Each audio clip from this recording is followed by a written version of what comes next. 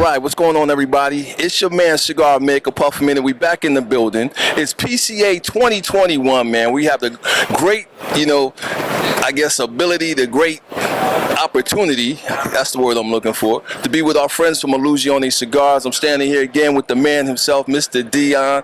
Dione, man, good to see you, my brother. How's it going? How do you do again, Daryl? I'm doing well. Good to see you. Always a pleasure, brother. Always a pleasure, man. Well, welcome back. Thank you, man. You know welcome back to you. Thank you, and congratulations on getting through 2021. Yep, we all got through it. It's all right. The whole thing lasted like 5 minutes. It's okay. There you go. Absolutely, man. How everybody made it through fine? Yeah. Family, everything is good? As far as I know. Good deal. Yep. Good deal, man.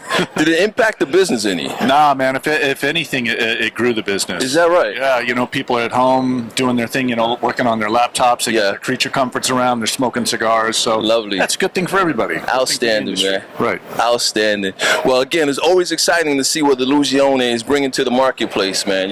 So what do we have to look forward to in 2021? Yeah, so we had a lot of blends in production ready to go. 2019, obviously, certain things happened. Yeah. I don't phone in orders. I don't do anything like that. I don't call in orders, say do this, this, and this for me. I got to have my hands on the tobacco, right? Right. So back in April, I finally got back to Nicaragua, picked up the projects again, started doing it. Basically had a year's worth of work to do in 10 days when I was there.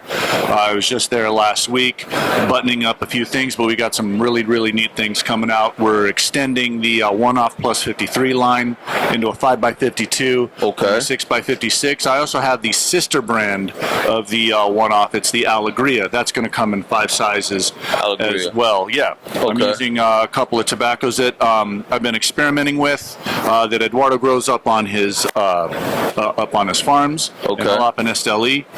It's Corojo 2012 as well as Corojo 2006. I'm working some of this into these new blends. They're fantastic. So can't wait for you guys to try these. Oh man, looking forward to it, big time, man. Yep. So what's the when you talk about decoding Dione, decoding Dione, right? So you said Aganorsa? No. Aganorsa leaf, right? Oh, okay. That's the leaf that I use. It's, through Tabsa in Esteli. I've been with Eduardo, working with Eduardo, using his leaf since 2004, 2005. Right. I was one of his first clients, and he just gives me the wherewithals and carte blanche to do whatever I need to do in the factory, select the tobaccos, make sure everything is right, leaf placement, everything. Everything is right. So he instills a lot of trust in me, takes a lot of pressure off those guys. So because now it's on my shoulders. Exactly. Live or die by me. So. Oh, that's a good person to live or die by, man. I mean, you have the reputation, right, for being like one of the top blenders that's in this industry, man. So you truly, it comes out in the product, man. That the love and the care that you put into these bad boys, man. So no, we appreciate you. Quite honestly. But your naming convention has always been something that has been, somewhat of a topic of discussion, right? So how do you come up with the names, man, of all of the cigars? They just kind of mean things, certain things to me. Okay. Like MJ12 obviously was Majestic 12. It was a group put together to oversee, the UFOs and nefarious activities going up in our skies. Yes. With black budgets and stuff like that, keep it away from the government. Right. And they do it on their own. So, 1968, that was the year I was born, so on and so forth. It just meant something to me. Like little things. I wanted to do things different than anybody, than putting like a crown on my, my band or, things like that. So just something a little different, something a little atypical for the industry. Yeah. That just kind of like speaks to me, personally. So it's worked out okay. Good stuff, man. Good stuff. And the one-off being the first, right? Yeah. So one-off, I picked that up from a different owner. The first owner was by the name of Andrea Molinari. He was an Italian guy. Okay. And it was just such a great brand. It was a grandfathered brand, and it always left an impression on me back in the early days. Sure. And so when I had the opportunity to get it, I got it. Nice, outstanding. And it kind of fits in. It kind of fits into my whole thing, Right. Kind of fits into my whole portfolio, my whole book. Good deal. That's beautiful, man. Thank you. So again, we see a lot in the retail. One thing personally I've noticed, and maybe it's just me because I don't do a whole lot, but with the wholesalers, man, some of the online, the online distributors and stuff like that, I don't see a lot of Illusiones out there. Right? Yeah, well, we're very specific on who we let carry. We've slowly over the years opened up some larger organizations, online stuff like that. We give some stuff to Cigars International. Okay. Things like like Famous. Sure. Famous Smoke, but this cigar isn't like an off-the-shelf cigar. It's not above the radar cigar. You got to actually sell it. You got to sell it with love. You got to go in and hand it to somebody, romance them. Sure. And then once they get into this thing we have here, Illusione, I mean, they're hooked. They don't understand. They're like, where have these cigars been my whole life? Sure. Yeah. So that's it. So we're kind of like the discovered/undiscovered secret of the industry still, and I'm happy with that. Good stuff, man. You almost said this thing of ours. Right. Oh. This thing of ours that we have here, right? So I was like, okay. But nah, man, it's always a pleasure, like I said, brother. I look forward to coming to these events, especially when I can run into you, because again, sometimes it's rare to catch you at these. And it's always good to come home because Las Vegas is my home. I grew up here. I went to Clark High School. Nice. Went to Kenny C. Gwynn. Went to Paradise Elementary School over there by the airport. So I mean, this is home. It feels like home. Nice. The heat feels like home. Oh, so I mean, and we got a lot of friends. Back in the day that we had acquaintances with. Awesome, man. So, awesome. Well, welcome home. Thank you. For sure. And I don't know, what's the weather like up in Reno right now? Right now, it's about 102, 104 degrees, so it's just as hot. Got you. We're going through a little bit of a heat wave, but it's the weather, man. The weather does what it does. Yeah. Sit back, smoking Illusione, and just enjoy yourself, right? Stay in the shade. There it is. All right. Well, again, my brother, I appreciate you, man. Thanks for being on the Puff a Minute once again. We always love having you, man. Appreciate it. All right, guys. Man, Mick, we'll be back with some more content. Peace.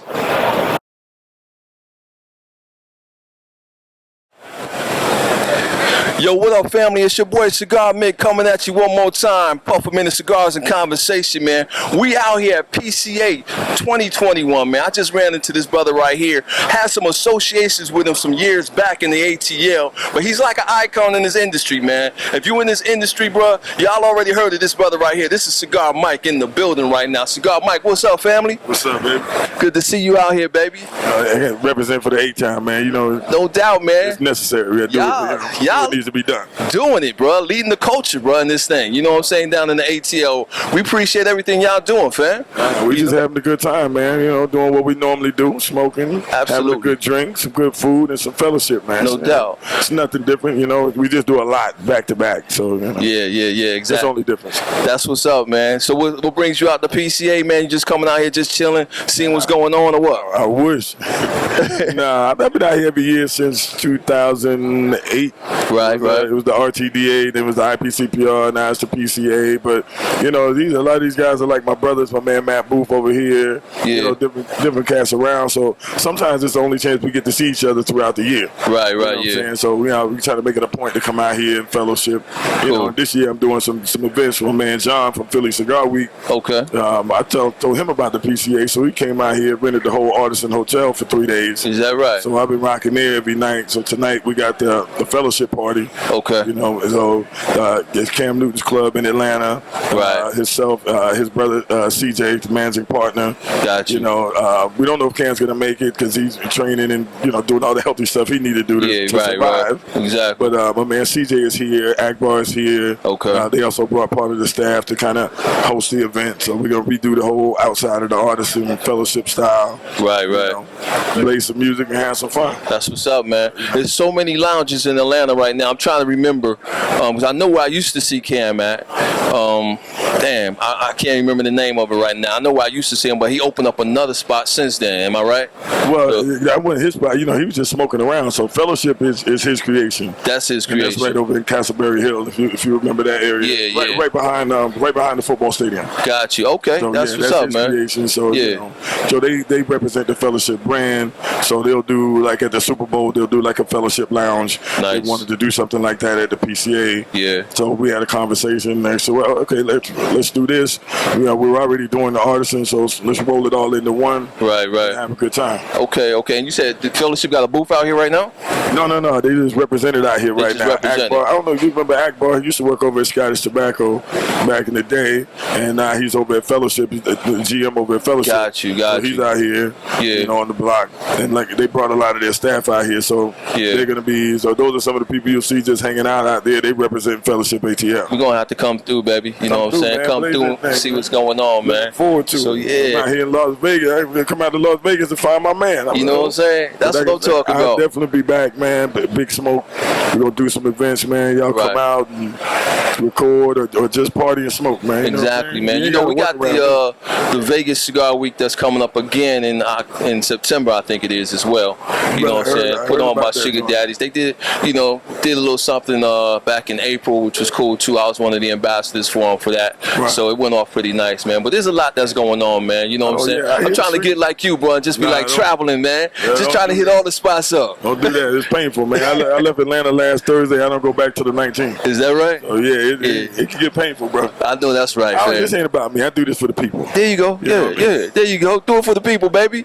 You know what I'm saying? We do this for the people. Got to give the people what they want. Exactly.